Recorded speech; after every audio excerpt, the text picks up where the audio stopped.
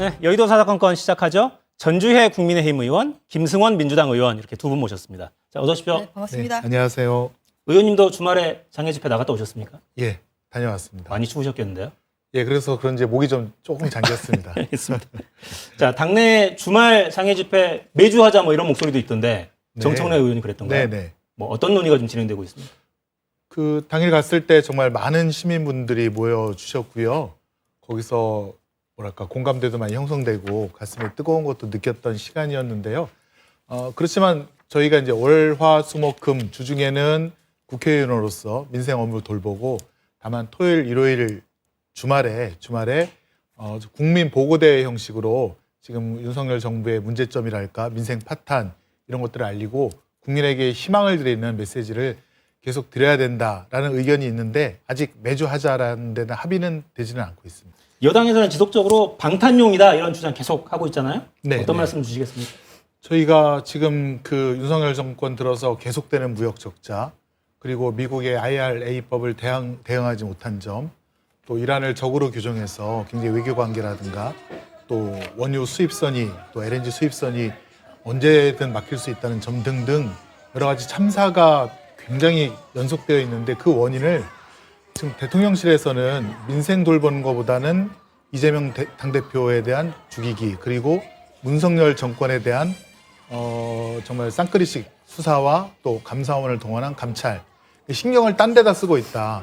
그래서 민생 파탄에 대한 국민의 우려와 불안한 시선을 지금 자꾸 그러니까 이런 정쟁으로 몰고 가고 있다. 이렇게 판단이 들기 때문에 사실은 저희가 민생을 위해서 장외에서 국민보호대회도 하지만 그 원인이 이런 검찰 독재, 검찰 정권으로 지금 그것의 원인이 있다라고 보기 때문에 저희가 이렇게 장외에서 얘기를 하는 거고요.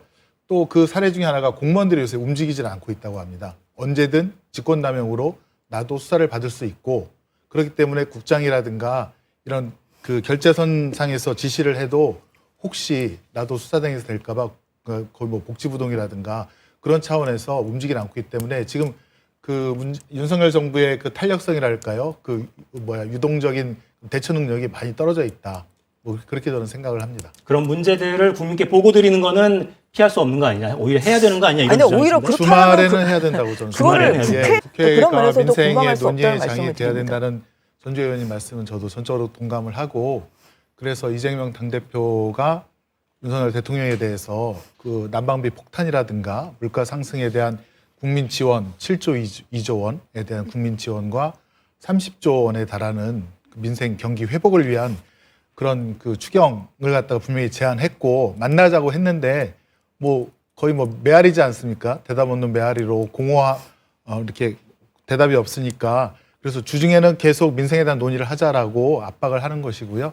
저희가 이제 주말에 장외에 나가서 국민들께 보고 드리는 거라서 알겠습니다. 네. 그거 좀 그러니까 민생에 대한 제안에 대해서 윤석열 대통령이나 국민의힘에서도 좀 호응을 해줬으면 좋겠습니다. 오늘 국회 상황 좀 살펴보면 야 3당이 이상민 장관 탄핵안 네, 제출했고 본회의에 보고까지 된 거죠? 네네. 그럼 이제 72시간 안에 처리를 해야 되니까 아마 모레 본회의 처리를 수요일에 하게 될 것 같고. 같습니다.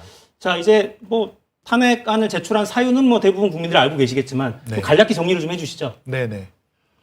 탄핵은 고위공무원이 그 징계에 해당하는 헌법이라든가 법률 위반을 했을 때 그리고 그 행위 위반으로 인한 결과가 중대할 때 파면에 이르는 그런 이제 법적인 처벌을 징계를 하는 것인데요.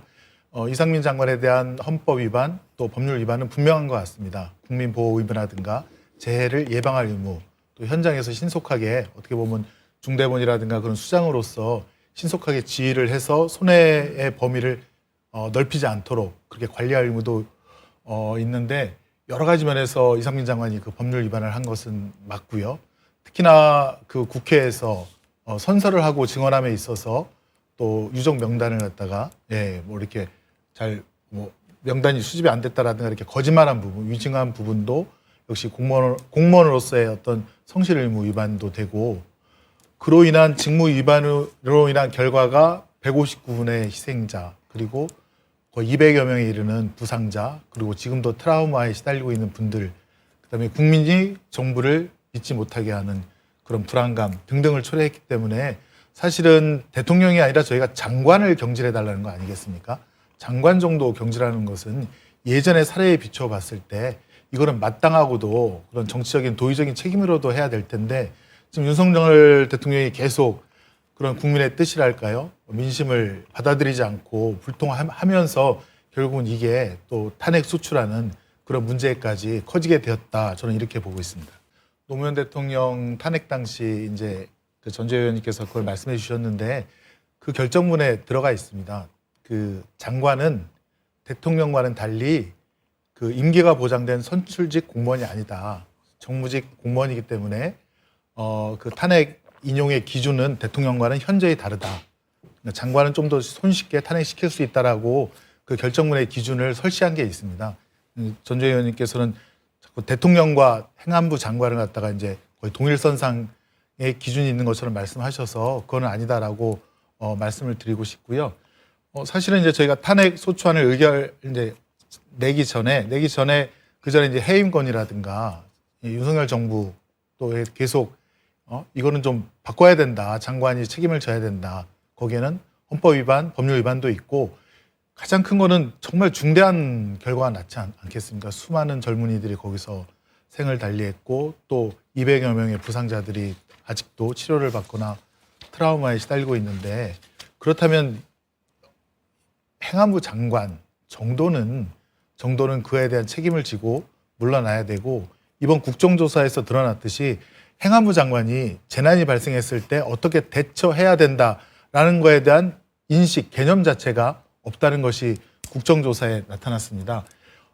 저희가 오늘 제출한 탄핵 소추에는 여러 가지 증거 자료들이 이제 붙을 텐데 그 증거 자료들은 국정조사와 같이 공개된 회의장에서 다 당사자들이 위증의 벌을 선서하고 그다음에 공공기관들이 위조된 서류가 아닌 진짜 서류를 내고 또 여러 가지 그 119라든가 112 이런 녹취록이라든가 다 객관적이고 신빙할 수 있는 증거들이 있기 때문에 저희가 볼 때는 이거는 헌재에서도 그 신빙성을 높게 볼 것이며 장관에 대한 탄핵 사유로 충분히 인용을 할 것이다. 네. 네, 저는 그렇게 자, 그 정치적 책임, 어떤 정무적인 결단 이런 게 보이지 않으니까 계속 여기까지 흘러온 건데, 자, 그럼 민주당에 이 질문을 드려볼까요? 당내에도 그런 우려는 제가 있는 것으로 아는데, 소추위원은 법사위원장이 해야 되는데 김도읍 의원이란 말이죠. 국민의힘 소속이고. 네네.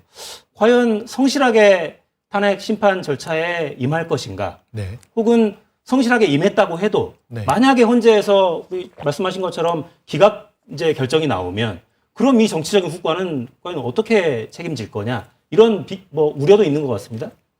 네. 말씀드리기 전에 우선 그 전주 의원님 말씀 들어보니까 역시 법조인은 자꾸 법적 책임, 유무만 따지는 것 같습니다. 지금 대통령께서 이제 검사 생활만 수십 년을 하시고 대통령이 되신 분인데, 검사 무오류 설이라는 얘기도 있지 않겠습니까? 있지 않습니까?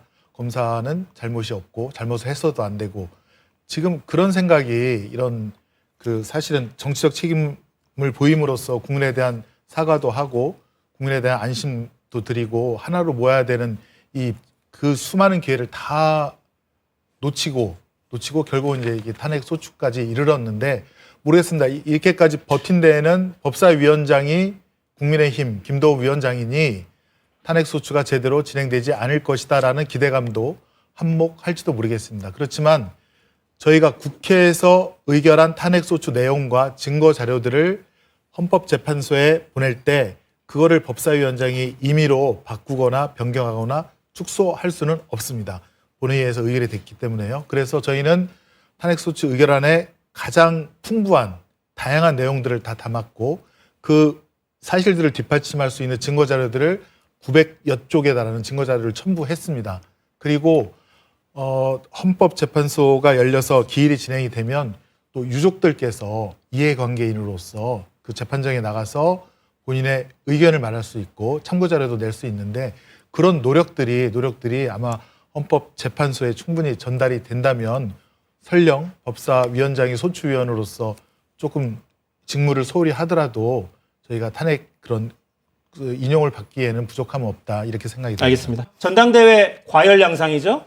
윤심공방 거셌고 이번엔 대통령 탈당, 신당 창당 이런 가능성까지 제기됐습니다. 먼저 대통령실 이진복 정무수석 그리고 안철수 의원 발언부터 듣고 이야기 나누겠습니다. 안윤연대라는 표현을 누가 썼습니까? 그건 정말 잘못된 표현입니다. 대통령과 후보가 어떻게 동격이라고 지금 이야기를 하는 겁니까? 거기에 대해서 쓰는 게 적절하지 못하다고 판단하셨으면 전 당연히 거기에 따라야죠. 결국은 모든 판단은 당원들이 하지 않습니까? 대통령실이 공식적으로 등판한 것 같아요. 정무수석이 직접 국회에 와서 예정이 없이 어제 국회에 와서 정진석 비대위원장 면담 후에 기자들을 만나서 했던 발언 들어보셨고요. 대통령실의 공개 경고는 어떻게 이해하면 좋을까요, 저희가? 어떻게 보고 계십니까? 네, 돌이켜보면 그 당대표를 뽑는 룰부터 그 책임당원 100%로 바꾸는 것에서 유승민 후보를 견제하는 그런 움직임이 있었고, 그리고 또 유력한 당대표 후보였던 나경원 의원에 대한 공격이 있었고, 그다음에 이제는 이제 안철수 후보가 이제 여론조사 1위를 차지하니 안 후보에 대한 뭐 국민의힘당 쪽 분들 표현에 의하면 집단 린치다라는 표현도 있었는데, 제가 걱정되는 것은 이제 선거법에 공무원, 대통령 포함입니다. 당내 경선에도 개입을 금지하도록 하는 조항이 있고, 그게 굉장히 그 폭이 넓습니다. 그래서 사실은 박근혜 전 대통령도 당내 그 공천이라든가 선거 관련해서 조금 개입했다가 윤석열 당시 이제 검찰총장 수사에 의해서 징역 2년 실형까지 받은 거 아니겠습니까? 그런 것들 잘 아시는 분이 지금 안철수 후보도 그렇고 모든 사람들이 윤심 혹은 대통령의 의중이라는 표현을 써가면서 제발 중립을 지켜달라, 또 선관위에 경고를 해달라, 뭐 이런 요청을 하고 있는데, 사실은 대통령실에서도 이것은 좀 더더욱 자중자애해야 되고 신중하게 언행을 해야 될 것으로 보여집니다. 네. 자, 최근에 지지율 흐름을 보면 당대표 가상 대결 누구를 지지하시겠습니까? 이렇게 여쭤보면 책임당원 100%니까 국민의힘 지지층 조사 결과만 저희가 보여드리고 있습니다. 일관되게 안철수 후보가 좀 앞서는 걸로 나오죠. 최근의 흐름은 뭐 명확해 보입니다. 자, 이렇게 되니까 김기현 의원이 나경원 전 의원 2차례나 찾아가서 지난 주말에는 가족여행하고 있는 강원도까지 찾아가서 만났다고 하고, 오늘은 또 초선 의원들이 한 10여 명 찾아가서 만났다고 하더군요. 지난번에 그 50명 집단 성명 냈던 그분들도 대부분 포함이 된 그 모임이었고, 이런 당내 흐름은 또 어떻게 이해를 해야 될까요? 김기현 의원으로서는 급한 거죠, 일단. 지지율이 좀 빠지는 그런 상황이 되니까. 나경원 의원이 뭔가 역할을 할 거라고 혹시 예상을 하십니까? 저는 윤석열 대통령 퇴임 후에 어떻게 할 것인가 그런 플랜이 이미 작동하고 있다라고 생각이 듭니다. 첫 번째는 당권을 장악함으로써 내년 총선에 공천권을 행사하여 윤석열 대통령을 지키려는 그런 검사 출신 혹은 윤핵관 출신 사람들을 국회에 대거 입성하려는 전략이 하나고요. 그게 통하지 않으면 두 번째는 이제 중선거구제 혹은 권역별 비례대표제라든가 그걸 통해서 또 다른 또 검사 출신이라든가 윤핵관을 많이 등원을 시킴으로써 윤석열 대통령 사후에, 그러니까 퇴임 후에 그런 플랜을 보호하려는 장치를 마련하려고 이렇게 있다고 보는데요. 과연 나경원 의원께서는 지금 이제 중립을 지키시겠다고 본인이 할 역할은 없다라고 했는데, 지금 모르겠습니다. 좀 더 이제 아직 한 달이 남았는데 지금 이제 이준석 측 그 뭐 천하람 후보라든가 이쪽에서 얼마나 이제 치고 나오는지에 따라서 나경원 대표가 또 등장할 수도 있고, 또 거기에 입장 표명을 할 수도 있다라고 보여지기는 합니다. 네. 자, 그럼 이 발언은 또 어떻게 해석을 해야 될까요? 신평 변호사, 김기현 후보의 후원 회장 맡고 계신 분인데 이런 걸 올렸어요, SNS에. 만약 안철수 의원이 당대표가 되면 어떻게 될 것 같냐. 윤 대통령은 국민의힘 탈당하고 정계 개편을 통해서 신당 창당할 수밖에 없는 그런 상황에 내몰릴 것이다. 이런 글을 SNS에 올렸어요. 보여주시죠. 네. 정계 개편, 탈당, 신당 창당 이런 게 언급이 됩니다. 이 가능성은 어떻게 보세요, 의원님?